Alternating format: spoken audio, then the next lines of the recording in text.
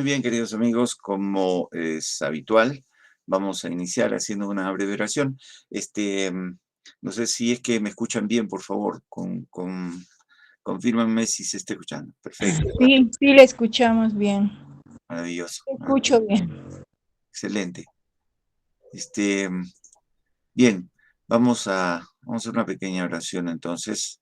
En nombre del Padre, el Hijo y el Espíritu Santo. Amén. Padre bondad, te damos gracias por tu confianza en nosotros, por tu gran amor, por regalarnos un día más, por todo lo que nos brindas para nuestro bien y nuestro aprendizaje. Concédenos la gracia de poder contemplar el amor, la humildad, el servicio al que siempre nos invita nuestro divino niño, para que esa sea la forma como te bendigamos por siempre. Por Cristo nuestro Señor. Amén. Vamos ya a nuestra presentación de lo que ha sido nuestro cuestionario esta semana. Esta semana tenemos un tema muy bonito con nuestro querido amigo Matías Boix, que en un instante voy a presentar y a dejar con ustedes, y que tiene por título La familia y la neurociencia, pensamientos y conductas. Es interesante que hayan crecido los participantes masculinos, ya tenemos más varones respondiendo, esta vez un 43,5%, pero siempre las damas son un poquito mayor, 56,5%. En cuanto a las edades, donde tenemos el porcentaje mayor es en las edades de 36 a 52 años, que son un 54,2% de participantes. Por país, bueno, esta vez México, Estados Unidos, Australia, Bolivia y Perú, a quienes les agradecemos la gentileza que han tenido en responder nuestro cuestionario. La primera pregunta decía, ¿cómo ayuda a la familia los conocimientos que brinda la neurociencia? Un 83,3%, quiere decir casi todos, señalan definitivamente es muy importante, ya que conociendo más sobre nuestro cerebro podremos resolver problemas prácticos. En la segunda pregunta, preguntábamos cómo se relaciona la neurociencia y el amor. 48,1% decía nos ayuda a entender qué sucede en nuestro cerebro cuando nos enamoramos y cuando dejamos de querer. En la pregunta 3, si la neurociencia puede ayudarnos desde el conocimiento del cerebro, ¿existe una neurociencia infantil? 54,2% dice definitivamente sí, por eso es tan útil en nuestra tarea de padres. Y en la pregunta 4, ¿cuál es el principal aporte de la neurociencia al rol de padres? 45,8% afirma que nos ayuda a entender cómo se produce el aprendizaje en nuestros hijos. En la pregunta 5, ¿cómo ayuda la neurociencia a corregir la conducta de los niños? 41,7% dice que nos brinda información de cómo se dan las conductas, entonces sabes cómo condicionarlas.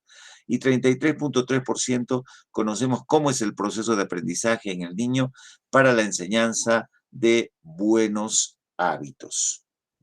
Bueno, esa ha sido nuestra encuesta que hemos trabajado durante esta semana. Y pues yo quiero ya inmediatamente dejar con ustedes a nuestro querido expositor de esta tarde, Matías Luciano Boix. Él es muy empático, como lo van a conocer ahora, creativo, proactivo, especialista en psicología laboral, educativa y deportiva, conferencista internacional, escritor independiente, además productor de libros que han conseguido ser bestseller. Gerente de consultora Eduvita, empresa que brinda servicios de consultoría en general, capacitaciones, talleres, charlas educativas, servicios de coaching empresarial, emocional y deportivo. Socio fundador actual, presidente del Consorcio Internacional de Desarrollo Humano, ¿no? En el cargo directivo estará hasta el 2025. Es una organización que lleva a cabo actividades académicas y de investigación con el fin de promover el desarrollo humano en el mundo. Es asesor capacitador, Asociación de Técnicos Nacionales de Newcon en Argentina, docente de la Universidad Nacional de Catamarca en Argentina y docente de la Diplomatura Universitaria de Gestión de las Emociones en el proceso de aprendizaje. Además, bueno, licenciado en Psicología Organizacional, diplomado en Educación Emocional, posgrado en Riesgos Psicosociales en el Trabajo y con maestría en Neurociencias. Tiene una buena cantidad de reconocimientos, ¿no? Como el reconocimiento cultural y educativo a las obras literarias de El camino a la felicidad comienza en el ser, y en fin, una gran cantidad de reconocimientos. Un profesional muy destacado y un gran amigo a quien inmediatamente dejo con ustedes para este importantísimo tema de hoy. Querido Matías, muy buenas tardes, bienvenido, placer de tenerte con nosotros. Adelante, por favor. Hola Tito, muy buenas tardes a todos, muchas gracias por esta invitación y también por esa maravillosa presentación, Tito, te agradezco enormemente el cariño y el respeto de siempre. Bueno, para mí es un placer enorme poder dar comienzo a lo que es el año 2023 con este ciclo de talleres, conferencias y capacitaciones con ustedes. Es la primera de este 2023, así que es un placer enorme poder arrancar con el querido país de Perú y hacerlo también con un tema tan importante como lo es la familia y las neurociencias. Así que sin más, si ustedes me lo permiten, voy a presentar la pantalla. Así vamos compartiendo la información que tengo preparado para ustedes y vamos desarrollando el tema, ¿sí? Bien, a ver, espérenme un minutito. Ahora sí, para que no se haga ese efecto espejo. Bien, lo voy a mantener ahí para que pueda visualizar de repente si alguno enciende la cámara o si alguno quiere opinar o levantar la mano, ¿sí? Así también tengo posibilidad de verlos al costado, ¿sí? Por eso no lo pongo en pantalla gigante o completa. Bien, entonces, vamos a hablar de lo que es familia y neurociencias. Solamente a modo de estar seguro, ¿sale bien el audio? ¿Se escucha fuerte, clarito? Sí, se escucha bien, querido. Gracias. Muchas gracias, Rosy. Bien, entonces, comenzamos con este tema que pareciera, a simple vista, no guardar una relación directa, ¿no? De hecho, muchos en las entrevistas, o un pequeño porcentaje en las entrevistas, puso que pareciera que a simple vista no tenía, ¿no?, una relación directa a lo que es la familia y la neurociencia. Pero hay un camino directo o un hilo conductor que nosotros vamos a utilizar para poder entender en qué se relacionan estas dos ideas, tanto familia como institución y neurociencias como cúmulo de conocimientos. Y ese caminito o ese hilo conductor es la educación. Entonces, yo les propongo hoy 4 interrogantes para que podamos desarrollar este tema tan importante. El primero, ¿qué es la educación? En este primer interrogante nosotros vamos a tratar básicamente el surgimiento de la institución familiar, el cual tiene una estrecha relación con lo que es el nacimiento de la educación propiamente dicha. Vamos a ver también en el segundo interrogante quiénes pueden ejercer el rol educador. Aquí vamos a entender un poquito cómo funciona la familia como institución educadora, ¿sí? Y cuáles son los roles de estos educadores dentro de esta institución. En el tercer interrogante vamos a hablar de cómo se educa correctamente. Y si bien no vamos a adentrarnos muy de lleno en lo que son los distintos métodos, porque eso pertenece a un área del conocimiento llamado pedagogía, sí vamos a hablar un poquito acerca de los estilos educativos en la familia. ¿Cuál será el ideal? ¿Existe un ideal? ¿Cuál será el que yo aplico? ¿Es el mejor o no? Y en el último interrogante vamos a hablar de qué debemos educar. En estos tiempos que estamos transitando hoy en día, hay información que se ha vuelto sumamente importante transmitir a quienes son los educando.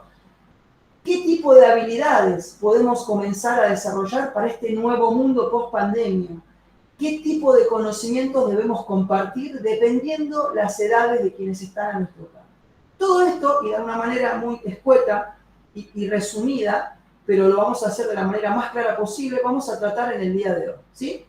Entonces, en este primer interrogante, vamos a responder qué es la educación y vamos a ubicar inmediatamente a la familia y a las neurociencias dentro de esta respuesta. Yo les propongo un cuadro que, si bien pareciera un tanto extenso y un poquito complicado o complejo, debo confesarles que en este cuadro estoy trabajando ya hace un tiempo, precisamente unos 2 años y medio, 3. Este cuadro es básicamente el resumen de lo que estoy trabajando en mi tercer libro, ¿sí? Aún no lo tengo concluido, todavía está en proceso de redacción, Es una de las, digamos, es mi tercera obra literaria, es la que más tiempo me está llevando porque realmente me apasiona el tema que estoy tratando, pero tiene muchísima información disponible y realmente es muy lento el proceso de creación, pero sin embargo lo estoy disfrutando. Aquí les comparto una pequeña parte de lo que sería este libro. Y justamente responde al interrogante de qué es la educación. Fíjense ustedes, nosotros en un primer momento tenemos que distinguir que el ser humano y el ser persona es totalmente diferente. Y actualmente estamos acostumbrados a recibir o a receptar un discurso desde la diferencia o desde la desigualdad. Cuando alguien se para, por ejemplo, a hablarnos de alguna cosa particular o de algún tema particular, o lo hacen los medios, es muy habitual escuchar cuando dice nosotros, ellos, yo, tú, este grupo, aquel, esta línea, aquella línea, esta ideología, aquella ideología. Es como que siempre tiende a separar, ¿verdad? Y en realidad el discurso que yo prácticamente disfruto y que creo que es el conveniente para unar criterios, para sacar provecho de este aprendizaje significativo o enriquecedor para la vida, y aquel que solamente acepta y también aprovecha las diferencias de opinión, creo que es el discurso del ser humano, porque es ahí, en la humanidad, a donde encontramos un punto en común, un punto de encuentro para todos por igual. Entonces, ese discurso de igualdad es mucho más importante que el discurso de las diferencias, pues los seres humanos, como vamos a ver más adelante, somos todos únicos e irrepetibles. Y claro está, es difícil poder aunar criterios en toda esa diversidad de opiniones que tenemos a nuestro alcance. Sí hay que saber aprovecharlas. Bien. Esto quiere decir que el ser humano pertenece a un orden natural, mientras que el ser persona a un orden social. Ser humano somos absolutamente todos. Ser persona también, pero es ahí donde encontramos las individualidades, porque la persona es un humano con una realidad particular, con una historia de vida particular. ¿Sí? Bien. Fíjense que inmediatamente cuando hablamos de humanidad pensamos en esta famosa palabra de evolución, ¿no? Una palabra que está relacionada a una de las características principales de todos los seres vivos, inclusive el ser humano, que es esta adaptación, aquello que fue planteado allá por el siglo XIX, si mal no recuerdo, por Charles Darwin, con su famosa obra literaria. Pero en el orden social aparece la educación. Y debajo encontramos una primera institución como lo es la familia. ¿Qué tiene que ver esto? A lo largo de toda la evolución de esta institución familia, de hecho hasta el día de hoy sigue evolucionando la institución familia, hoy la concebimos de maneras muy diversas a lo que tradicionalmente entendíamos como familia, ¿sí? Hoy existe una tipología bastante amplia, independientemente de cuál sea nuestra raíz ideológica o nuestras creencias, ¿sí?, religiosas. La familia había tenido, digamos, una variedad bastante considerable, cuestión que antes todas estas variaciones o estas mutaciones quedaban fuera del concepto clásico, de la idea clásica de familia, y lo fue haciendo a lo largo de toda la historia. Pero hubo un momento particular de nuestra historia como seres humanos, ¿sí?, de nuestra evolución, en donde cambiamos radicalmente nuestro estilo de vida, de ser, digamos, nómades, es decir, de tener un carácter errático por la vida, de andar boyando de aquí y de allá, buscando posibilidades para alimentarnos, para sobrevivir, para refugiarnos una noche o un tiempo determinado. Cambiamos un estilo de vida por el del sedentarismo y empezamos a asentarnos en un lugar. Allí surgió la necesidad de otras costumbres, de otras prácticas que tenían que ver con ya estar arraigados a un lugar determinado, pero también surgió la necesidad de transmitir conocimientos de generación a generación. ¿Y quiénes eran los que hacían esto? El círculo de ancianos o los más experimentados de este grupo humano, aquellos que transmitían conocimientos de manera verbal. Fíjense ustedes que la educación comenzó en el tiempo en el que se cambió el estilo de vida. Antes no había tiempo mientras se caminaba, mientras nos defendíamos de las distintas amenazas que el contexto nos ponía. Después de habernos encontrado en un lugar todos juntos y asentados, esa tranquilidad nos permitió a nosotros, una tranquilidad relativa, valga la aclaración, nos permitió a nosotros empezar a transmitir conocimientos de generación a generación. Obviamente esto va de la mano de una evolución también biológica. ¿Por qué? Y porque también ha evolucionado toda la anatomía del ser humano y un órgano particular como es el cerebro, por el cual nosotros empezamos a comunicarnos de una manera más compleja. La educación va de la mano del lenguaje, una de las tantas características del ser humano que es un portador de un lenguaje complejo y único, ¿sí? Ningún otro ser vivo tiene un complejo, digamos, un lenguaje tan complejizado como el nuestro, tan sofisticado como el nuestro. La institución familiar claramente tiene que ver con el nacimiento de la educación como la conocemos hoy en día, o por lo menos en esta idea primitiva, ¿sí? De transmitir conocimiento de generación a generación. ¿Y quiénes fueron los primeros educadores? Justamente los integrantes de la familia, ¿sí? En la figura de los abuelos o quizás los más experimentados de este grupo humano. Pero si nosotros nos ponemos a ver, además del orden natural y el orden social, como si fuera entendido uno en una vereda y el otro en otra, hay una calle en el medio que los une, hay un punto de encuentro, que es el cambio, ¿sí? La adaptación implica o tiene subyacente una idea de cambio, al igual que el aprendizaje. Y si nosotros hablamos de aprendizaje, hablamos de educación. Y si hablamos de educación, hablamos también de una herramienta transformadora, aquella que nos permite transformarnos desde un solo lugar que ninguna otra herramienta nos podría permitir, que es desde el ser, ¿sí? Es la única herramienta que nos transforma de manera interna. Yo siempre lo digo, independientemente de qué analicemos como educadores, que ya lo vamos a ver más adelante, cuando un niño se acerca a hablar con su padre, se acerca siendo un niño particular, pero cuando finaliza esa conversación con su padre o con su madre, es un niño diferente. Ha recibido un consejo, ha recibido información útil para su vida, ha recibido una experiencia que le permite a él entender qué sucedería si hiciera esto o si evitaría aquello, y ese niño que inició la conversación o que tuvo oportunidad de disfrutar de un momento junto a su padre, madre o cualquier otra figura, ¿sí?, de referencia en su vida, es un niño distinto al finalizarla. ¿Por qué? Y porque algo ha cambiado en su interior, algo ha cambiado en su ser. Y eso nosotros no somos conscientes, porque creemos que los cambios solo se dan en un nivel superficial. De repente vemos a los niños iguales, porque obviamente no crecen tan rápido, aunque sabemos que crecen rápidos, pero no se puede percibir de un día al otro su crecimiento. Pero cada día que hablamos con ellos, cada experiencia compartida con ellos, cada mensaje, cada consejo, cada información útil, o cada momento en el que ellos nos visualizan como ejemplos o modelos educadores, sin hacer falta que hablemos, ese es otro detalle también a tener en cuenta, no hace falta solo el sermón para educar, somos modelos, o por lo menos deberíamos serlo, y ellos nos ven las 24 horas del día, en ese momento algo cambia en su interior, ¿sí? Ellos perciben a través de nosotros una realidad, ¿sí? Y la comprenden y la entienden. Bien, entonces claramente es una transformación interna, desde el ser, ¿sí? Pero decimos nosotros, ¿para qué cambiar? ¿Hace falta cambiar? Por supuesto que sí. Si nosotros no logramos cambiar, no logramos adaptarnos. Si nosotros no logramos aprender, no logramos ese cambio y por ende tampoco nos adaptamos de una manera mejor a nuestro entorno o a nuestra realidad. Entonces, la idea de aprendizaje, junto con la idea de adaptación, tienen que ver con este instinto de supervivencia que tienen los seres vivos. Nosotros también como seres humanos buscamos sobrevivir. Por lo tanto, necesitamos cambiar para mejor adaptarnos. En este proceso de supervivencia buscamos satisfacer necesidades, ¿no? Entonces ahí decimos que el ser humano y el ser persona se unen en esta idea moderna de lo que es un ser biopsicosocial, ¿no? Ya comprendiendo al ser humano como una unidad totalizante, ¿sí?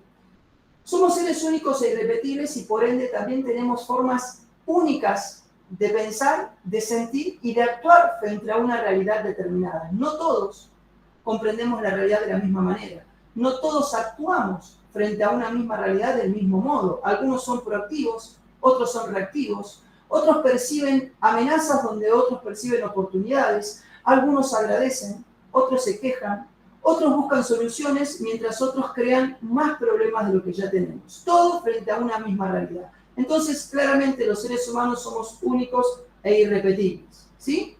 Y eso tiene que ver con que hay ahí una posibilidad de crecimiento, puesto que, supongamos, si el mundo tuviera muchos doctores Tito, ¿sí? Si el mundo fuera de solo Titos en el mundo, ¿verdad? ¿Qué tipo de mundo sería, doctor? ¿Qué tipo de mundo sería si hubiera solamente Titos idénticos e iguales por doquier? Una catástrofe. ¿Cómo, Tito? Sería una catástrofe. Un mundo catastrófico, dice Tito. Yo creo que no. Yo lo único que puedo decir, Tito, es que al igual si hubiera muchos Matías, o muchos Iván, o muchas Danisas, o muchas Cándida, o muchos Cristian, o Rocío, pero todos igualitos, igualitos, igualitos, sería un mundo inviable. ¿Por qué? Y porque supongamos, se encontraría un Tito con otro Tito idéntico y le diría, mirá lo que aprendí. Y el otro le diría, no, pero si ya lo aprendimos juntos. Ah, tenés razón, ya lo sabemos. Claro, no te puedo enseñar nada, no podemos intercambiar información. Es decir, que eso que nosotros llamamos como comunicación, como conexión, como un viaje de ida y de vuelta, gracias a esta idea de educación, este intercambio de saberes, de sentires, de opiniones, no podría ser posible en un mundo donde fuéramos todos iguales. Entonces no habría un aprendizaje como posibilidad. Tampoco habría una posibilidad de cambio. Y por ende, tampoco podríamos adaptarnos mejor a la realidad. Es decir, que si fuéramos todos iguales en este mundo, perecería nuestra especie al poco tiempo, porque no nos podríamos adaptar. ¿Sí?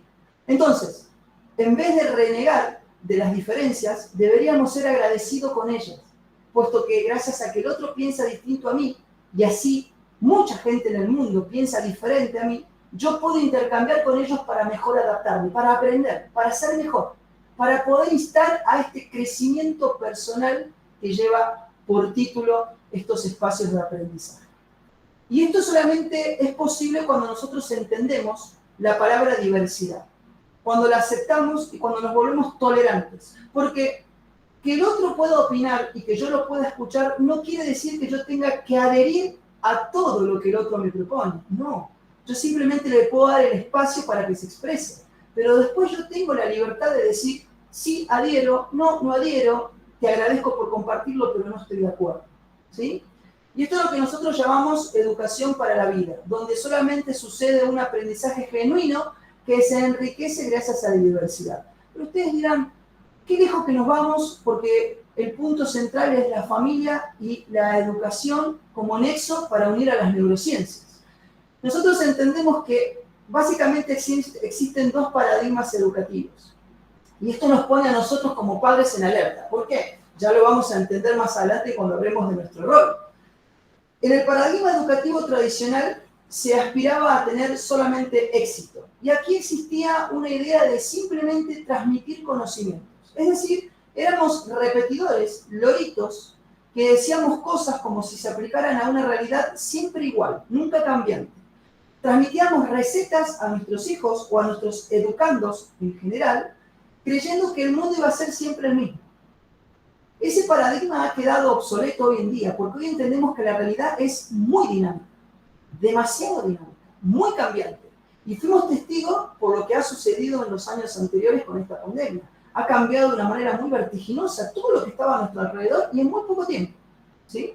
Entonces, el paradigma educativo moderno insta a no solo buscar el éxito de esa persona con esto que es la educación, sino también a buscar la felicidad. Nosotros como familia tenemos que tener también en cuenta esto. Y usted dirá, ¿por qué? Si esto es una tarea de la escuela, hablamos de educación. ¿Y la educación no es algo que sucede solo en un espacio áurico? Díganmelo ustedes. ¿La educación es algo que sucede solo en un espacio áurico?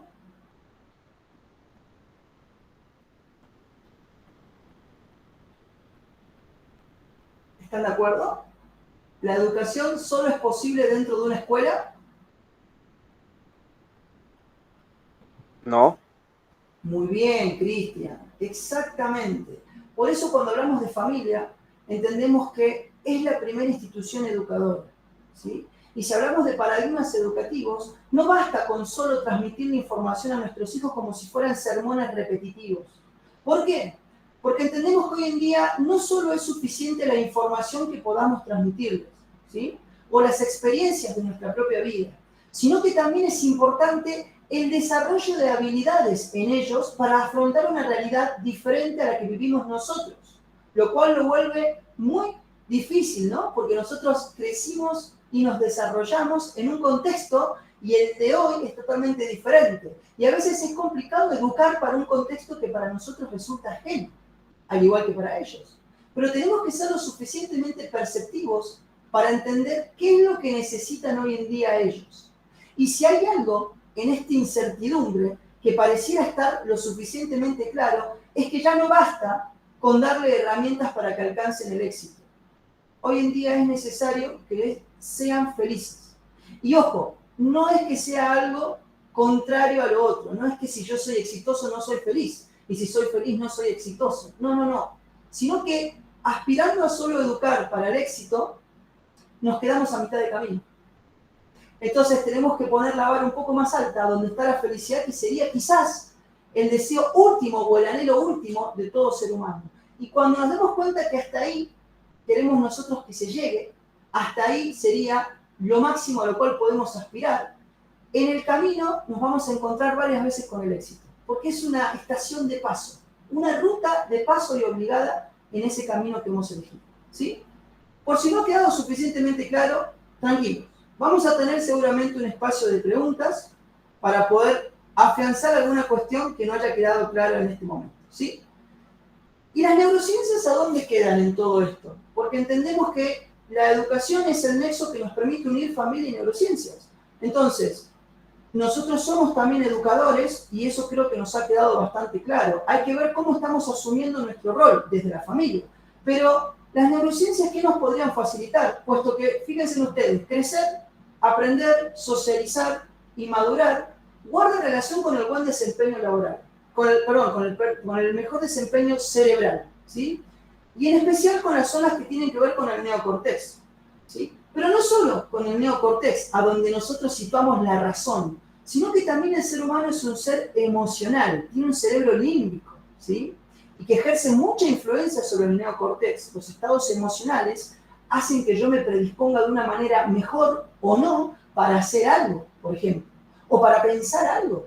Entonces, hay que también tener en cuenta que existe una emoción que muchas veces es condicionada por nuestra forma de pensar. Todo esto tiene que ver con la forma en que nosotros hoy podemos educar a nuestros niños. ¿Por qué? Porque hoy tenemos información que en nuestra época no existía o no estaba suficientemente desarrollada. Información, conocimientos, estrategias que vienen de la mano del florecimiento o el crecimiento de un área llamada neurociencia. La neurociencia es un conjunto de disciplinas, ¿sí?, aplicadas a diferentes áreas en particular. No existe un especialista en neurociencias totalmente, puesto que cuando ustedes escuchen que alguien se especializa en neurociencias, la pregunta que debería seguir es ¿en qué área? Es muy difícil especializarse en neurociencias en su totalidad, dado que es tan abarcativo que impregna las diferentes áreas del conocimiento: neuromarketing, neuroliderazgo, neuroproductividad, neuroeducación, neuroeconomía, neuropolítica, y así podemos situar muchísimas más. Bien, actualmente la forma en que estamos educando, inclusive dentro de la familia, se concentra solamente en las funciones superiores del cerebro. Por eso muchos de nosotros queremos, nos esforzamos y pretendemos a que solamente los niños alcancen el éxito. Queremos que simplemente se encuentren insertos en un periodo de tiempo determinado laboralmente en el mercado. Pero nos olvidamos de que la felicidad no depende de ello, puesto que muchos que tienen un buen empleo, un buen salario, un buen vivir, un buen pasar, aún así no logran ser felices. Y de eso nosotros los adultos somos testigos, ¿sí? Bien. Vamos a este segundo interrogante. ¿Quiénes pueden ejercer este rol educador? ¿Sí? Bien. Aquí encontramos como parte de la respuesta, o como, digamos, un buen comienzo para elaborar o construir esta respuesta, a las instituciones socializadoras. Y las instituciones socializadoras son a la vez también educadoras. Entiéndase que la educación es una especie dentro del género mucho más grande, que es la socialización, ¿sí? Y aparece ahí la primera institución socializadora, como lo hemos dicho, la familia, la primera y la más importante, seguida por la escuela. Entiéndase a la escuela como una institución socializadora y educadora, pero que pertenece a lo que es el orden de la educación formal. También encontramos en este mismo estadio las academias, los institutos, las universidades, en fin, ¿sí? Todo lo que tenga que ver con la educación formal está aquí en este segundo estadio. En un tercer lugar encontramos los grupos de padres, es decir, aquellos grupos que están dentro de la sociedad, pero que no forman parte ni de la familia ni de la escuela. Por ejemplo, los vecinos, el grupo del barrio o un comité barrial, ¿sí? Los familiares más lejanos, aquellos que veo de vez en cuando, el grupo de danza, el equipo deportivo, los compañeros de trabajo, ¿sí? En definitiva, todos aquellos que no forman parte ni de la familia y ni de la escuela. Y en último lugar, también socializador, pero también educador, los medios de comunicación. Este cuarto grupo es quizás el más descuidado. No muchos tienen conciencia o toman conciencia de que los medios de comunicación son también socializadores y educadores. Y tienen una labor muy importante que hacer: transmitir información fidedigna, de fuentes confiables. No siempre sucede, ¿sí? No siempre. Por eso digo, es muy importante aquellos que tienen la posibilidad de ser comunicadores, que tomen esto con una responsabilidad enorme, porque el medio de comunicación que tienen, o la característica particular de difundir sus ideas de una manera tan masiva a través de un medio, es algo que no todos tienen y que tiene que ser de alguna manera asumido con responsabilidad. Este orden que nosotros expusimos recién es un orden ideal. Ahora yo les pregunto a ustedes, ¿este orden ideal realmente es el mismo o no? ¿En la realidad sucede esto o no? ¿Qué opinan?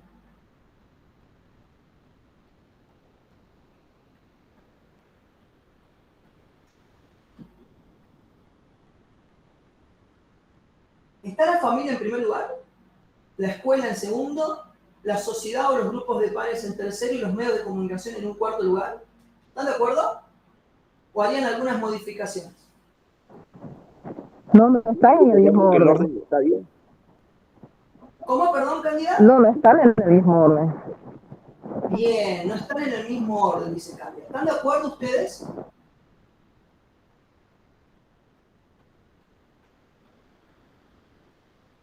Bien, dice Iván, yo creo que los medios de comunicación estarían en un lugar mayor o estarían ocupando un lugar un poco más amplio, no quizás en un cuarto, dice Iván.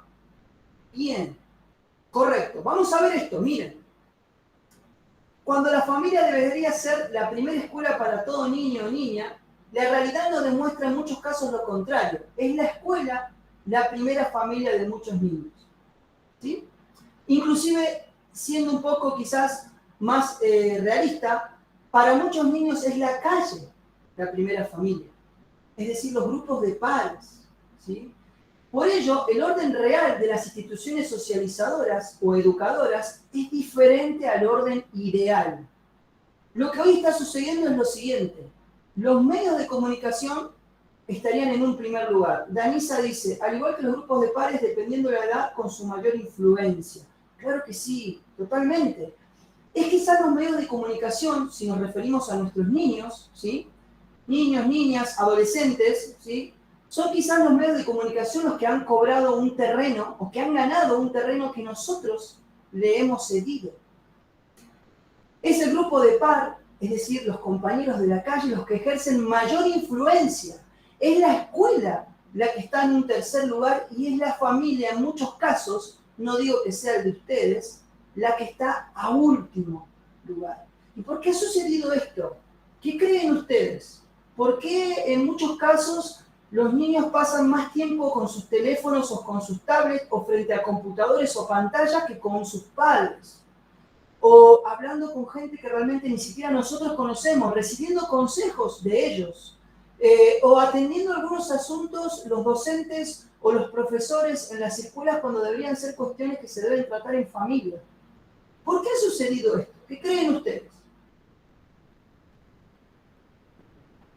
Claro que sí, Iván. Y eso es, digamos, un pensamiento muy responsable y muy profundo, porque lo hemos reconocido todo y me incluyo. Muy bien, por el tiempo que los padres han dejado de pasar con sus hijos, dice Danisa. Yo también soy padre de 2 niños y una niña, y están en diferentes edades, me refiero a su desarrollo. La más chica tiene 5 años, el del medio tiene 15, plena adolescencia, y el más grande tiene 20, un joven, ¿sí? Y reconozco que también en algunos momentos he descuidado mi rol como educador y como padre. Y esto que hoy yo quiero exponer con ustedes es simplemente no para, de alguna manera, que suene a reto, sino más que nada para que tomemos conciencia de la importancia que tiene la institución familiar y dentro de esta institución familiar la importancia que tiene asumir nuestro rol como educador, pero no como cualquier educador, como el primer educador en la vida de todo niño. Somos el primer educador y muchos de nosotros creemos que aquello que se llama educación sucede solo en las escuelas. Cuando de repente decimos, el niño debe aprender esto, bueno, para eso está la profesora, el profesor, el docente, el maestro, yo me limito a simplemente darle de comer y atenderlo en cuanto a sus necesidades básicas. No, ¿sí? Ahí es donde nosotros tenemos que trabajar, porque la escuela continúa el trabajo que comienza en la familia, continúa en este proceso educativo con lo que ya se instaló o se cimentó como base fundamental para ese ser humano en la institución familiar. Es una continuación, no comienza, ¿sí? Y nosotros, a su vez, tenemos que también trabajar en conjunto con las demás instituciones. ¿Y cuántos de nosotros hacemos lo contrario? Una vez que el niño entró a la escuela, nos desentendemos. Es decir, pareciera que lo que sucede allí no nos atañe. Y cuando nos citan a una reunión, desde la escuela decimos, justo hoy, hay que ir otra vez, y me están llamando, y me hacen que participe, es porque yo también formo parte de ese proceso educativo, ¿sí? Bien. Y eso está entendido a través de la neurociencia también. ¿Por qué? Y porque hubo varios aportes que se han hecho en su primer momento como teorías, por ejemplo, la teoría del desarrollo cognitivo, planteada por Piaget, aquella que establecía una serie de estadios de acuerdo a la madurez biológica y también a su interacción con el contexto que tenía el niño hasta llegar adulto. Y eso tenía que ver con la forma de pensar que iba teniendo en cada uno de estos procesos, cómo se iba complejizando su forma de comprender y entender la realidad que lo rodeaba. Esto tiene que ver con que hoy, avalado científicamente por las neurociencias, es prácticamente nuestro trayecto educativo, o por lo menos el que la mayoría realiza, ¿sí? ¿Qué quiero decir? Desde una etapa muy temprana, cuando empezamos con nuestras primeras interacciones, sobre todo aquellas que tienen que ver con lo motor y lo sensitivo, cuando somos muy niños, bebés, con nuestro entorno, aquello que tiene que ver con la succión, con el agarrar texturas, ¿sí? Y esto sucede en la familia. Luego, en un segundo estadio comenzamos con lo que es el nivel inicial de educativo, los jardines de infantes. Luego con la primaria, la secundaria. Y así se va complejizando este cerebro que va madurando y va adquiriendo nuevas funciones, las va desarrollando con el transcurso del tiempo para poder comprender algunas cuestiones mucho más complejas y que necesitan de un pensamiento, por ejemplo, abstracto, idealizar, imaginar, suponer, hacer conjeturas, deducciones. Y esto tiene que ver con lo que sucede ya en un nivel como el universitario, el terciario y demás. Esto, que hoy avala la neurociencia, es claramente algo que podemos poner en práctica en la familia de una manera muy simple y sencilla. Y ustedes dirán, oiga, licenciado, es importante lo que nos está diciendo, pero denos un ejemplo para bajarlo a la realidad. Claro que sí. Si yo tengo a mi niño de 5 años o mi niña que está levantando fiebre, y yo como padre me acerco y le digo, ¿crees que vamos al médico? El niño no me va a saber responder si sí o si no. Es más, lo más probable es que me diga que no. Porque existe quizás una creencia arraigada de que el médico lo va a hacer sufrir. Lo va a poner a prueba, le va a poner una inyección, le va a dar un medicamento que no le gusta, y ya de por sí quizás nos diga que no. Muy difícilmente tome conciencia de la importancia que tiene su salud, porque a esa edad su cerebro todavía no está lo suficientemente desarrollado para tomar una decisión tan importante y observarse a él mismo como algo que necesita ser atendido. Entonces, no podemos nosotros como adultos consultarles algo que tenga que ver con algo tan importante como su salud, ¿sí? Y esto tiene que ver con aplicar neurociencias a nuestra vida. Bien. Hablamos de estilos educativos y entramos al tercer interrogante, que quiere decir cómo educar correctamente. No vamos a adentrarnos en lo que a métodos se refiere, porque estaríamos quizás toda la tarde, y hay métodos que son muy interesantes y muy importantes, sobre todo aquellos que tienen que ver con la educación formal, y que hoy han de alguna manera sido considerados pedagogías reconocidas en el mundo, ¿sí? Ahí encontramos autores como Freire, como bueno, hoy en día está muy en auge y en boga otra vez, por más que no sea un método moderno, sino que ya lleva sus años, pero sí es muy eficiente el método Montessori, ¿sí? Pero hoy vamos a hablar básicamente de estilos educativos en la familia. ¿Cuál es el mejor? Y ustedes verán ahí en pantalla una clasificación en 4 estilos. Y si alguno de ustedes participó alguna vez de una charla o de alguna capacitación de liderazgo, va a encontrar algo muy parecido, ¿verdad? Porque los estilos educativos tienen que ver mucho con el estilo de liderazgo. Fíjense ustedes, aquella matriz que se planteaba en su momento, decía que el liderazgo era autoritario, permisivo, democrático o indiferente, ¿no? Y encontramos estilos hoy en día que llevan su mismo nombre y que tienen que ver con esto. Porque el educador, independientemente de qué nivel hablemos de educación, ya sea la familia o en la educación formal, cualquiera sea, o en los grupos de pares o en el medio de comunicación, tiene que ver con esto, con ser autoritario, permisivo, democrático, negligente o indiferente. Ustedes dirán, bueno, en mi época se tenía, digamos, una mayor prevalencia del estilo autoritario. ¿Por qué? Yo soy de los años 60, 70, donde nuestra historia como país demostró que los mejores líderes eran aquellos que impartían orden y los demás acataban sus órdenes. No había, digamos, una posibilidad de porqué o de cuestionamiento hacia esas órdenes. Muchos de nosotros en nuestras familias nos hemos criado y educado con padres, preferentemente con padres, porque también la figura paterna era muy fuerte en esa institución familiar que era principalmente patriarcal, en donde nuestros padres impartían las órdenes. Y vaya de nosotros si llegábamos a cuestionar algo de lo que ellos decían. Hoy en día ha cambiado muchísimo. Hoy en día las nuevas generaciones, porque han sufrido en algunos casos este autoritarismo desmedido, ¿sí? Hoy se han vuelto al otro extremo, es decir, totalmente democrático. Yo ya no doy órdenes, yo dejo que mi hijo que haga lo que quiera. Porque a mí me han puesto límites y me ha hecho mucho daño. Entonces yo no quiero hacer lo mismo, quiero que él haga. Nos fuimos al otro extremo, ¿verdad? Y ninguno de los extremos es bueno. Porque el autoritario exige más orden, pero menos libertad. El democrático, más libertad, pero menos orden. Y ambos extremos son justamente eso, extremos. Ningún extremo es bueno. Habría que buscar un punto en común. Fíjense ustedes que aparece una idea permisiva en donde yo tomo de alguna manera participación acerca de mi rol educador, pero dejo que se haga. Es el famoso estilo de liderazgo nice fire, dejar hacer, ¿verdad?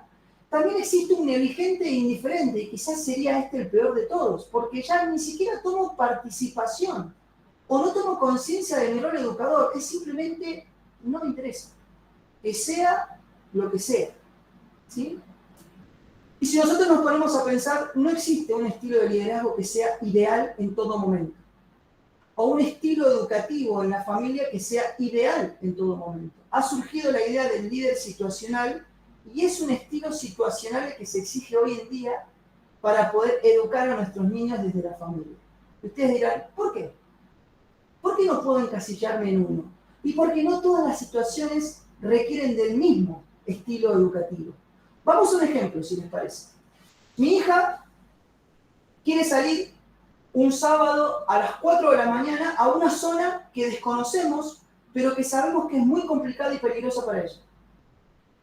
Entonces, yo ahí tengo que ser autoritario. Si le voy a dar permiso, tengo que fijar ciertos límites. Decirle, no es un horario a las 4 de la mañana para que vaya sola. Y no sé tampoco a dónde vas a estar. Si vas a la casa de una compañera o de un compañero, te llevo y te busco. Te dejo en la puerta, veo con quién vas a estar. Es una cuestión, digamos, de interés y también de salvaguardar la integridad física de mi hijo, ¿sí? Tengo que ser autoritario. No puedo ponerlo en una mesa de debate. Es decir, bueno, a ver, seamos democráticos. ¿Qué quieres ir? ¿A las 4 de la mañana? Dale. ¿Y a qué hora quieres volver? ¿A las 5? Bueno, no hay problema. ¿A las 6? Dale. ¿A las 8 de la mañana? ¿Amanecido? No hay problema. ¿Te vas caminando, en moto, en auto, en taxi? ¿Qué querés? ¿Caminando? Bueno, no importa caminando. No puedo ponerlo en una mesa de debate y ser lo suficientemente democrático para que ella decida. Hay algunas situaciones que ameritan que yo intervenga y que también sea autoritario. Otro ejemplo, tengo un hijo varón, se compró su primer moto o le prestaron su moto, una moto. sale a la ruta y me dice, papá, voy a salir a hacer un viaje en mi moto. Bueno, hijo, qué bueno. No puedo ser democrático. No puedo decirle, ¿querés usar casco o no? No, ¿te incomoda? Bueno, no lo uses. ¿Querés ir en una ruedita haciendo wheelie a 150 kilómetros? Bueno, anda, no hay problema. ¿Querés ir pasando los vehículos por la autopista? Y bueno, divertite. Yo no puedo. Ahí tengo que ser autoritario, poner límites. Usás casco si no salís en moto.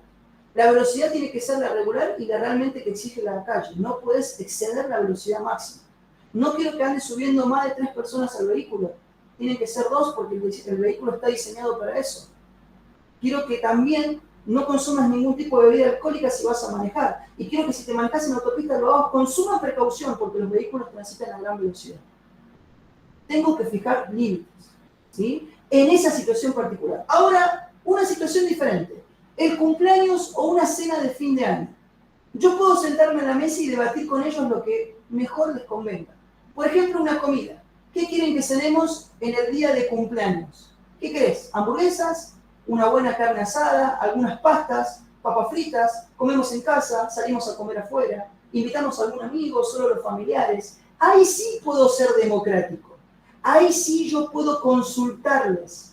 Ahí sí yo puedo convenir entre todo el grupo familiar, inclusive mis hijos, qué es lo mejor o qué decide la gran mayoría. Pero en otras situaciones no. Entonces esto nos demuestra claramente que el estilo depende de la situación particular que nosotros estemos viviendo. No siempre hay que ser autoritario. No siempre hay que ser democrático. Hay que de alguna manera, y si se me permite el término, jugar con los diferentes estilos. Hay algunos momentos en los que me conviene ser permisivo, dejar que ellos hagan. Porque recuerden ustedes que el mayor regalo que un padre le puede dar a un hijo o una hija es libertad. Y en esa libertad de elección también debemos aceptar varias veces que se pueden equivocar. El equívoco, el error, no es algo malo, siempre y cuando nosotros podamos estar desde cerca para poder atenuar las consecuencias de ese error o de esa equivocación, o para evitar si vemos que puede reconvertirse en algo perjudicial para ellos o para la familia, ¿sí? Pero el error en algunos casos es una parte más o una etapa más de este proceso de aprendizaje por el cual todos, y absolutamente todos, hemos transitado y aún lo seguimos haciendo. ¿Dónde quedan las neurociencias? Volvemos a este interrogante. La neurociencia ayuda a comprender cómo influyen las emociones en el proceso de enseñanza y aprendizaje, entre otras cuestiones más. En varias ocasiones se ha demostrado que se aprende experimentando y que este aprendizaje se recuerda con mayor facilidad, se interfiere alguna emoción. La emoción, de alguna manera, hace que se afiance ese recuerdo en nuestra memoria a largo plazo. De hecho, nosotros recordamos las cosas que nos han hecho sentir emociones muy intensas. Independientemente de cuál sea esa emoción, puede ser alegría, pero también puede ser enojo o tristeza. Las mayores experiencias de nuestra vida que se han quedado grabadas en nuestros recuerdos tienen que ver con emociones muy intensas. Si nosotros no hemos experimentado una emoción intensa, difícilmente las recordemos hoy en día, ¿sí? Entonces, también tenemos que comprender que cuando en familia se viven momentos muy intensos, emocionalmente hablando, eso también hay que de alguna manera entender, va a quedar grabado en la memoria a largo plazo. Y hay que tener mucho cuidado. ¿Por qué? Porque algunas situaciones, si no las sabemos sobrellevar, si no se hablan en su debido momento, si no se conversan como corresponde, con la claridad y en el lenguaje que sea entendible para ese niño, dependiendo de la edad en la que se encuentre, ¿sí? Puede convertirse a futuro en una situación traumática y le puede causar mucho daño en su normal desarrollo o en lo que tiene que ver con las relaciones que establezca a futuro. Por ello, debemos ser cautelosos con todo lo que sucede desde el nacimiento hasta los 9 años. Oiga, ¿pero qué? ¿Después de los 9 años ya podemos estar más tranquilos? No. Hay que seguir siendo igualmente cautelosos, pero se sabe que de cero, desde el momento de nacimiento hasta los 9 años, ese niño está forjando su personalidad. Y esa personalidad que forje durante ese tiempo va a ser lo que le va a permitir relacionarse con las demás personas en el mundo durante toda su vida. Entonces, nosotros, como principales figuras de apego y principales educadores en la vida de él y principales modelos, debemos tratar de transmitir, no solo con el sermón, recuerden esto, no solo con la palabra. Es importante entender que siendo modelos, lo más importante es el ejemplo, ¿sí? Ya lo decía Albert Einstein, el ejemplo no es una forma más de educar, sino la única. Y mientras el sermón dura media hora, 15 minutos, 10 minutos, lo que el niño nos escuche, el ejemplo dura las 24 horas del día porque nuestros niños nos están viendo a todo momento, inclusive cuando nosotros no nos damos cuenta. Y están aprendiendo de nosotros. ¿Sí? Bien. Por último, y ya para finalizar, y si queda un tiempito, obviamente estaremos atentos a sus preguntas, ¿qué debemos educar? Y aquí es muy amplio, ¿no? Lo que hoy podemos entender como habilidades necesarias para la vida.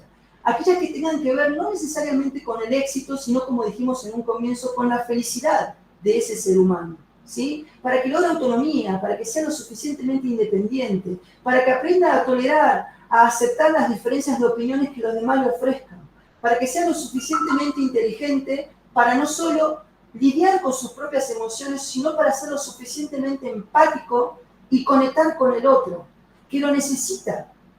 Y el otro también necesita de él, que pueda expresarse, que pueda desarrollar una autoestima lo suficientemente sólida para relacionarse con las demás personas en el mundo. Y que cuando encuentre momentos, situaciones o personas que le consuman su tiempo, pueda decir que no a tiempo. Pueda irse de determinados lugares que le hacen daño. Todo ello tiene que ver con un cúmulo de ideas, con un cúmulo de conocimientos, con un constructo llamado inteligencias, porque hoy ya no entendemos a la inteligencia como algo netamente académico, hoy entendemos que son muchísimas, y que también dentro de ellas encontramos la inteligencia emocional, también como un conjunto de habilidades a desarrollar. Pero nosotros puntualmente nos vamos a concentrar en algo, en la educación emocional, en educar emociones, porque es algo que ha estado mucho tiempo fuera del campo y que aún sigue estando en gran parte fuera de lo que es la educación formal. Entonces, hasta que esto se incluya formalmente en las escuelas, instituciones, academias, universidades, ¿qué mejor que nosotros, los primeros educadores en la vida de todo niño, la familia como institución, ¿sí?, podamos empezar a impartir este tipo de conocimientos a ellos que lo necesitan? Y seamos la base de todo lo que continúa luego en la escuela. Y en esto, ¿qué podemos decir? Y bueno, primero y principal, entender que existen emociones que absolutamente todos los seres humanos tenemos. Estas emociones son primarias, innatas.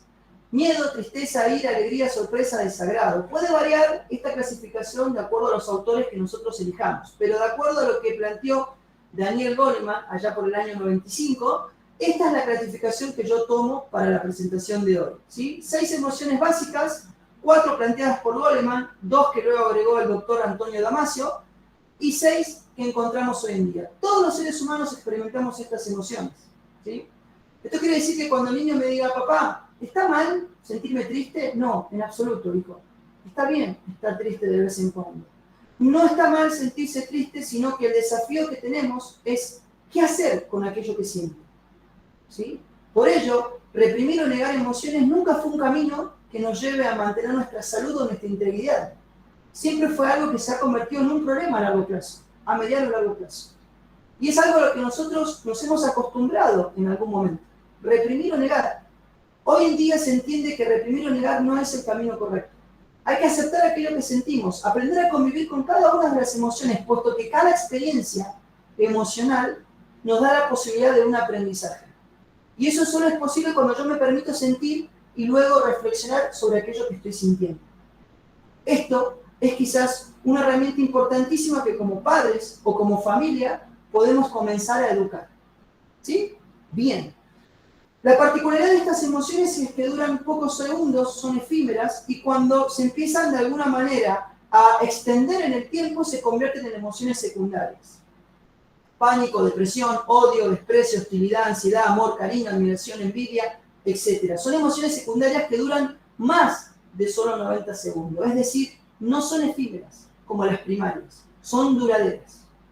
Y este es quizás el punto donde nosotros como padres podemos entender que nuestro niño está sintiendo tristeza, sorpresa, alegría, miedo, pero que esa emoción duró pocos segundos y que no hace falta acudir a un profesional, porque está experimentando una emoción básica o raíz, la cual no se medica ni se trata.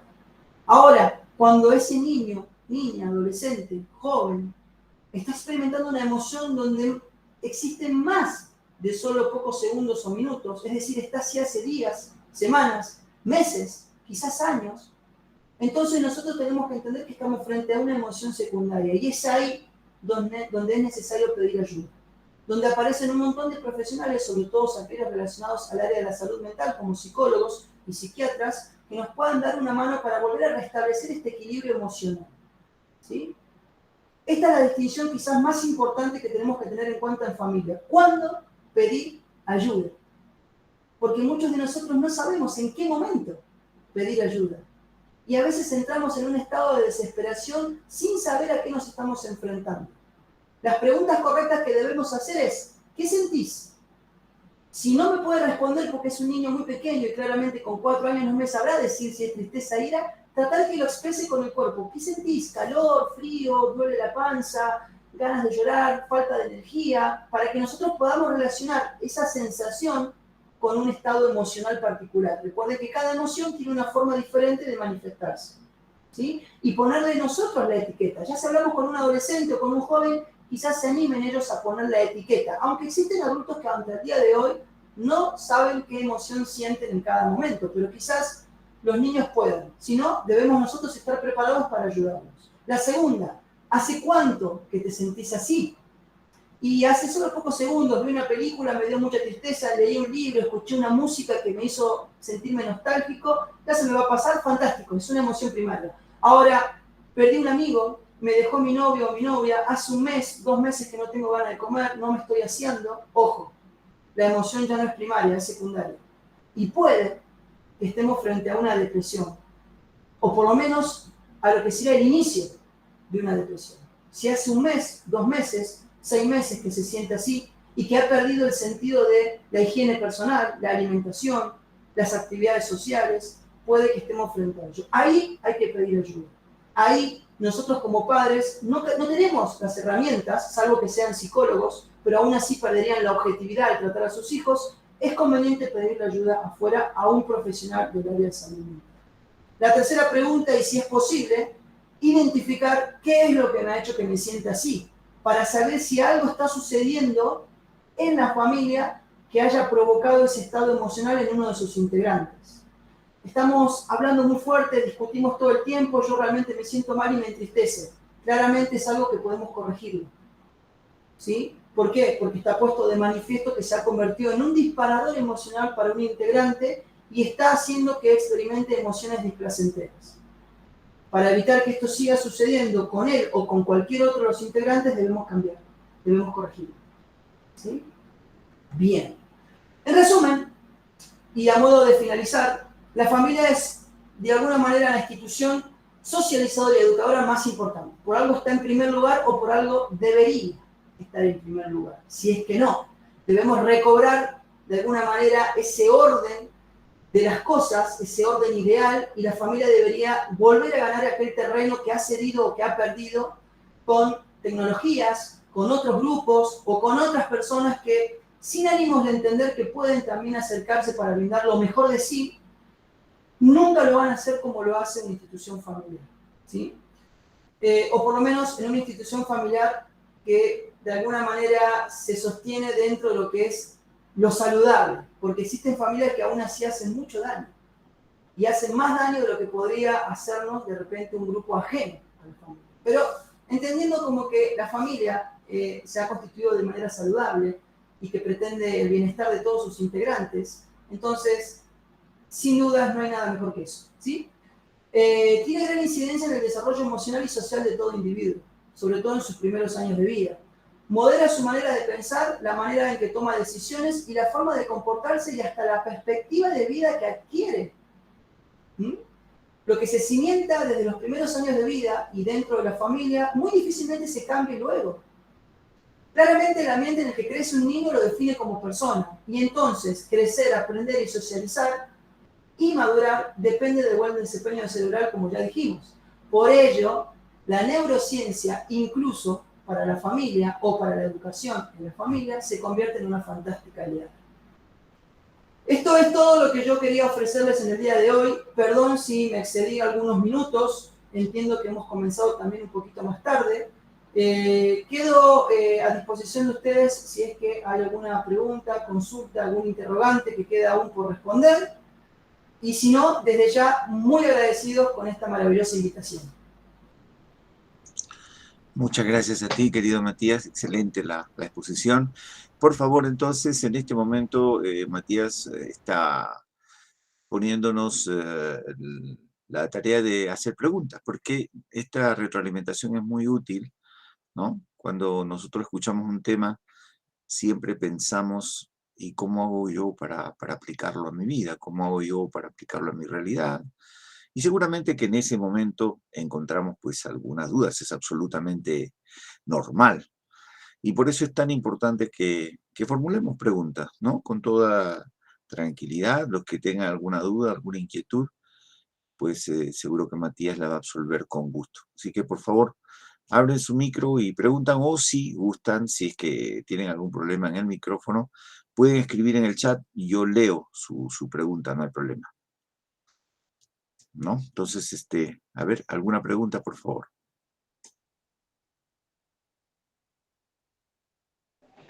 Yo, más que hacer una pregunta, feliz tarde. Quisiera felicitar a Matías porque en una hora, o un poco menos de una hora, realmente sintetizó muchos temas de una manera bien objetiva, bien amigable, muy directa y muy entendible. De verdad que muchísimas gracias, Matías, por darnos esa oportunidad de escucharte y compartir contigo. Gracias, Cándida, muy amable de tu parte, gracias por esa devolución. Gracias. Bueno, muy lindas las palabras de Cándida, también de mi parte, muchísimas gracias. Y si alguien más quiere intervenir, pues con el mayor gusto. Ana María, adelante, escuchamos. Sí. Igualmente también doy gracias a esa charla tan importante, ¿no? Y aparte de eso, también quiero hacerle una pregunta.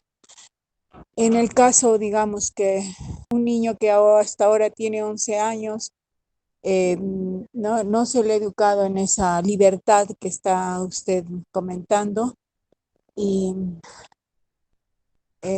los padres primero tendrían que, bueno, yo soy la abuelita, ¿no? En el caso, los padres tenían primero que informarse, ¿no? Acerca de esto, o sea, mejor dicho, tener ese conocimiento para poder reeducar, digo, no sé si es así la palabra, a ver si por favor me da algún alcance para hacerle alcanzar también a mi hijo y mi nuera puede hacer para que puedan formar, ¿no? A ese niño nuevamente, no se puede, no sé, a ver, por favor. Sí, Ana María, gracias por tu consulta y por tu pregunta.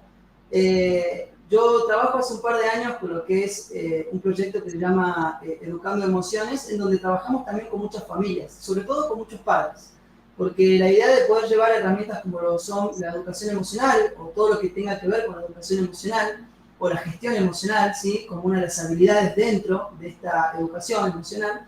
Y para alcanzar a los niños debemos pasar primero por los padres y por los demás que ejercen roles educadores para llegar a los niños, que se conviertan en verdaderos referentes, en verdaderos modelos. Y esto no es una cuestión, digamos, caprichosa, ¿no? Como lo decís vos, Ana María, primero el padre debería atender algunas cuestiones que hoy comprendemos un poquito mejor, y sin ánimos de adentrarnos en este mundo familiar que les pertenece, ¿no? Porque eso también es algo importante destacar. Me ha pasado en algunas charlas en donde algunos padres me decían, yo venía un poquito enojado creyendo que usted nos iba a decir cómo educar a nuestros niños, y ahora que usted comenzó a hablar entiendo que lo que menos quiere es decirnos cómo, sino que nos viene a dar información útil para que nosotros lo apliquemos. Es que es esa la idea. Yo no voy a decirles cómo, porque cada familia es un mundo, y cada niño es un ser particular, único e irrepetible, al igual que lo son ustedes. Y lo que puede que para algunos funcione, puede que para los demás no. Por eso ya desterramos estas ideas de recetas mágicas que podíamos aplicar a todos por igual. Hoy en día hay que adaptarse y ser lo suficientemente flexible, no solo para la realidad familiar, sino también para esos niños o esos educandos que tenemos a nuestro cargo. Y es necesario un estadio previo antes de llegar a ellos. Esto tiene que ver con que uno no puede dar lo que no tiene. Y todo cambio significativo para la vida de una persona y para la vida de una familia, por eso hablamos de crecimiento personal y éxito familiar, comienza en el ser. Entonces, para que ese padre logre transformar la vida de un niño o de su hijo, hija, debe primero transformarse él. Debe él mirar el mundo con ojos diferentes. Debe él dejar de molestarse por la realidad y empezar a actuar de manera proactiva.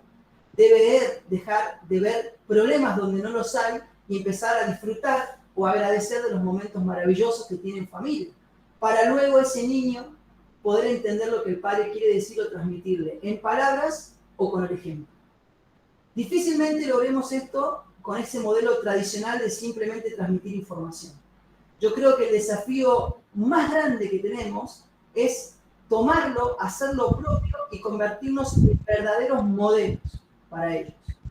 Y ese realmente es un desafío que nos está costando mucho a todos los padres, pero ese es el camino correcto. Claro, ya, está bien entonces, muchas gracias. Está bien, lo he entendido. Gracias, Ana María.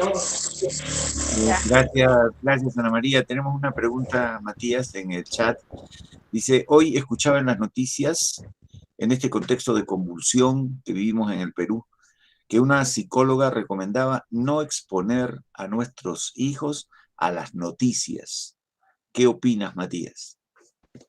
Mira, Iván, tocaste un tema que a mí me gusta mucho tratar, por eso resaltó en mis charlas, cuando hablo de este tema, la importancia de los medios de comunicación y lo que nos hemos descuidado nosotros como padres y hemos cedido terrenos a los mismos, ¿no? Hemos cedido terrenos a veces sin quererlo. Algunos padres un tanto más cautelosos ponen limitaciones a la información que los niños pueden adquirir a través de pantallas, por ejemplo, esos controles parenterales, horarios, o de repente algunos momentos en los que ellos pueden estar cerca para ver lo que están viendo. En cambio, otros lo dejan simplemente que observen lo que quieren, con mucha libertad, lo cual puede ser algo muy peligroso.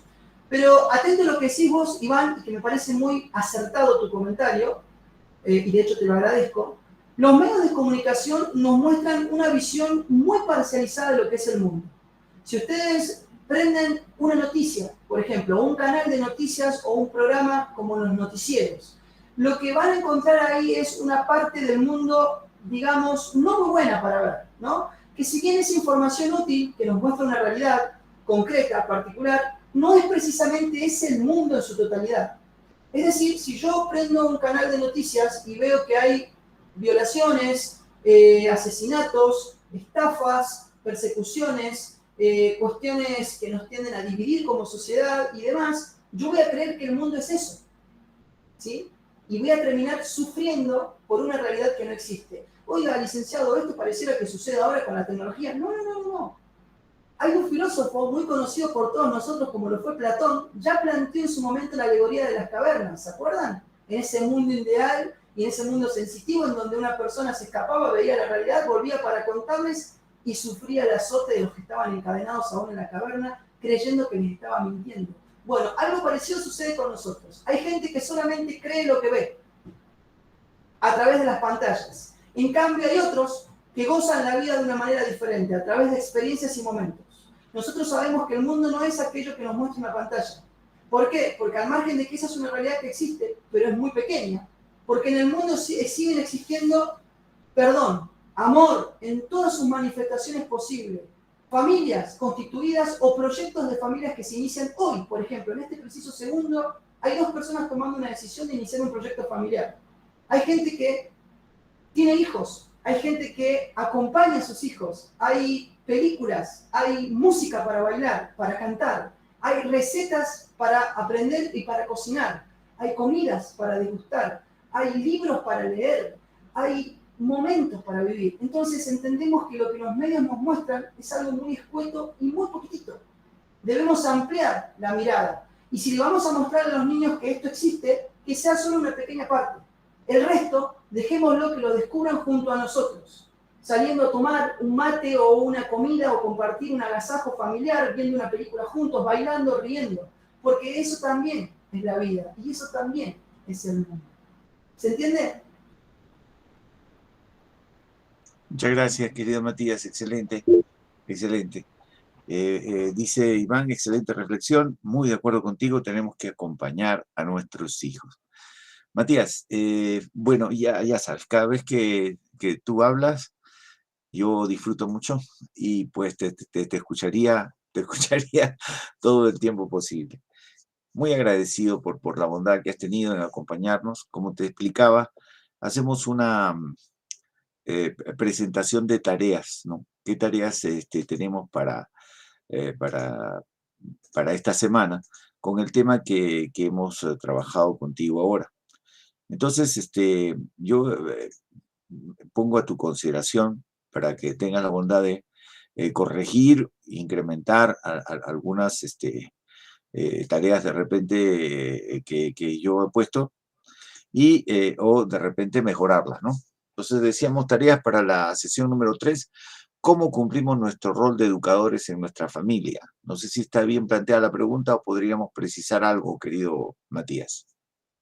Yo creo que sí, porque ahí de alguna manera nos permitiría reflexionar aquello que estamos haciendo, independientemente de que cada familia es un mundo y que cada padre puede educar a su niño de la manera que lo crea conveniente, pero hay quizás información disponible hoy en día que nos puede dar la neurociencia y otra área más, que nos puede ayudar a entender que nuestro rol puede ser asumido de una manera diferente si es que no lo estamos haciendo ya de esa manera, ¿sí?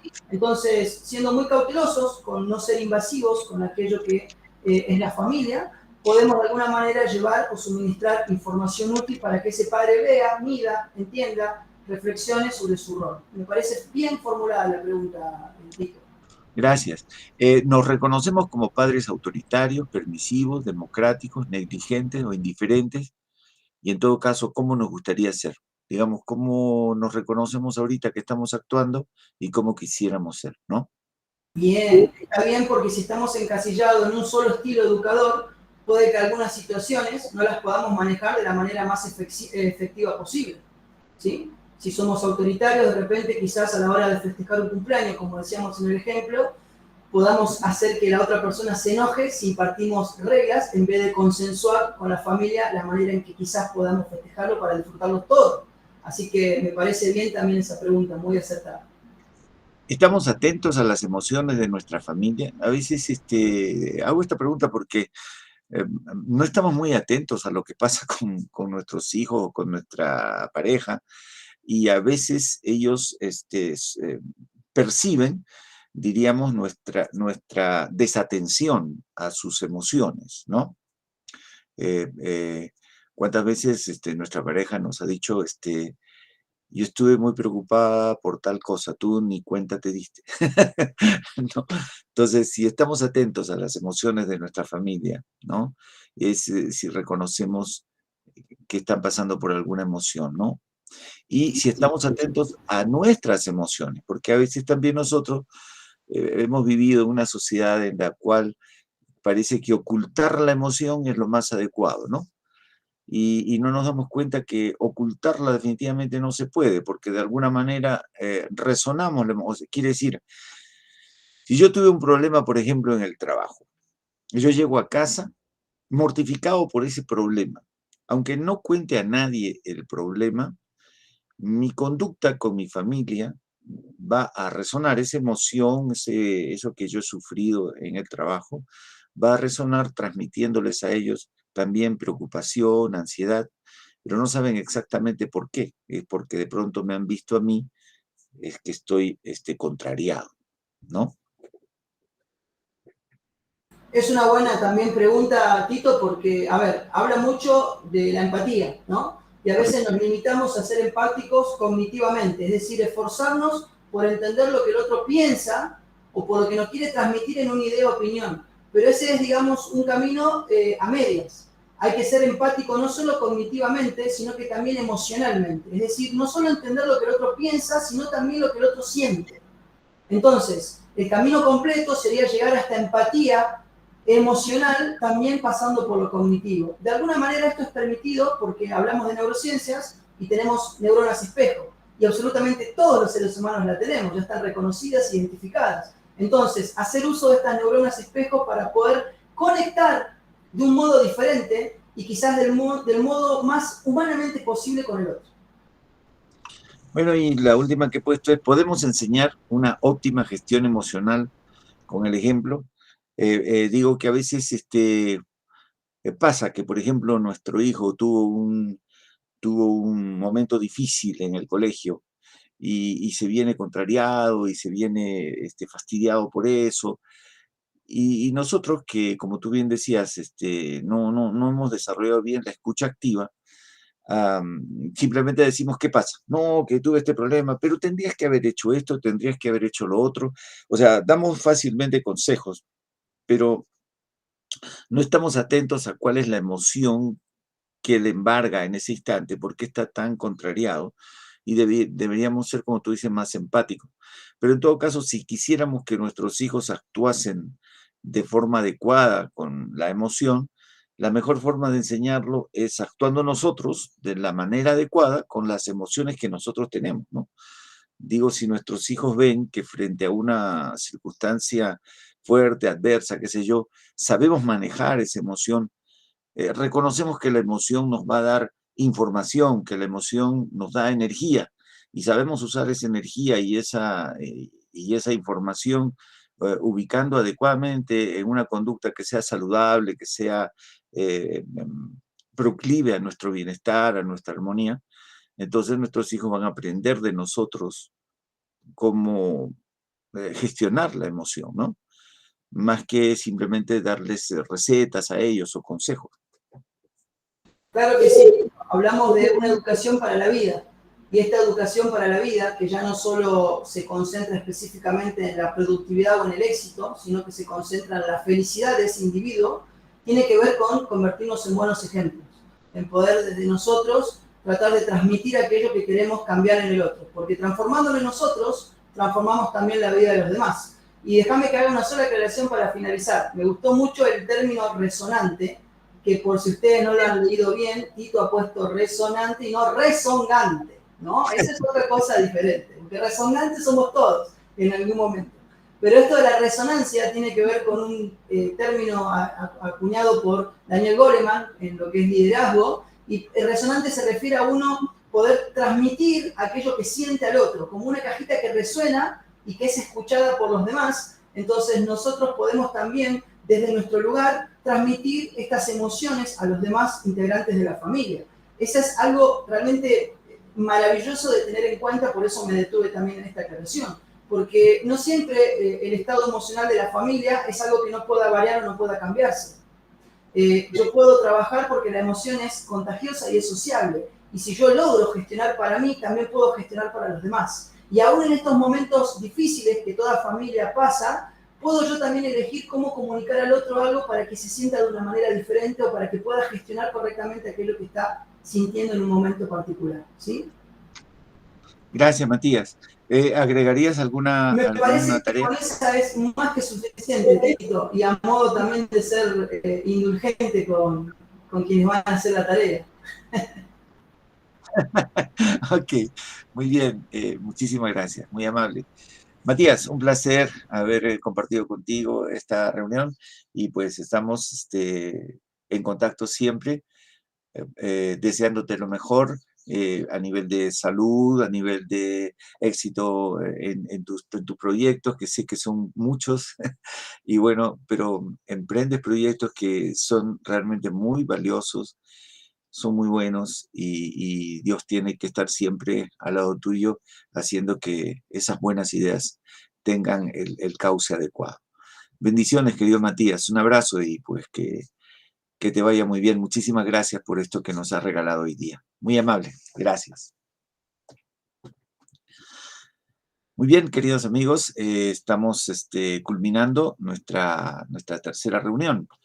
Miren, yo estoy un poco triste porque nosotros somos un equipo que tiene inscritos 55 personas. Y yo no sé, pues, qué nos ha pasado, porque de 55 personas, hoy día, pues, estamos en la sesión muy poquitos, ¿no? Hoy día estamos en la sesión 10, bueno, hemos estado un momento 12, 13, y luego, pues, solamente 10. Yo digo, algo nos está pasando, ¿qué nos sucede? ¿Por qué no somos frecuentes en las sesiones?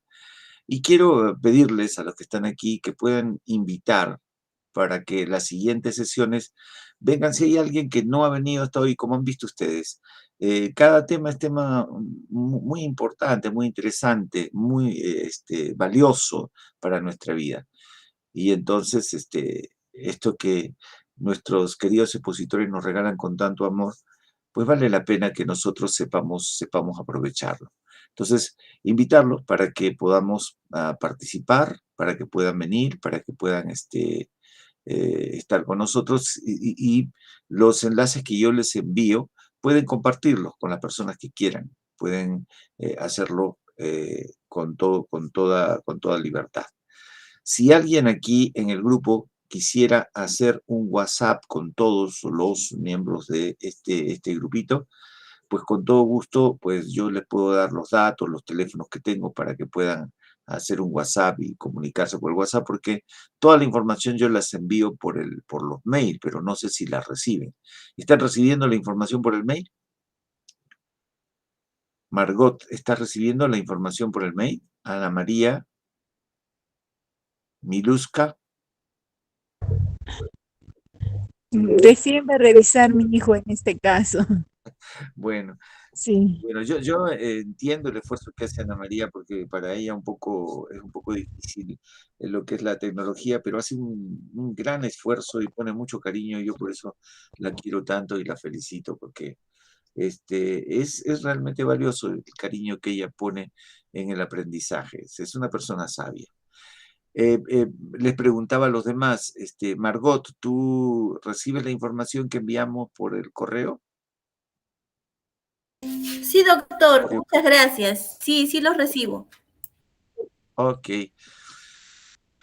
Muy bien, entonces, invitados a nuestra siguiente sesión. En nuestra siguiente sesión de México vendrá nuestro querido Oscar. Bueno, él tiene también un libro publicado que es un bestseller, Oscar Delgado, y que es el sistema Kaizen en la familia, cómo podemos instalar el mejoramiento continuo en la familia. Realmente va a ser muy linda esta reunión, no se la pierdan, de verdad, el próximo sábado vamos a estar en una sesión muy interesante, así como esta. Así que cuídense mucho, un gran abrazo, que les vaya muy bien y estaremos juntos el próximo sábado siempre a las 5 de la tarde. Ivancito, corto el sistema que tú has puesto, que has instalado. ¿Hay que hacer algún clic en algo o no? ¿O lo dejo así nomás? Ya, pero ¿cómo finalizamos? ¿Dónde pongo finalizar?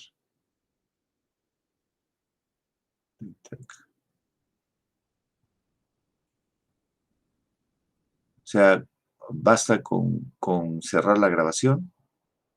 Ah, correcto. Muy bien.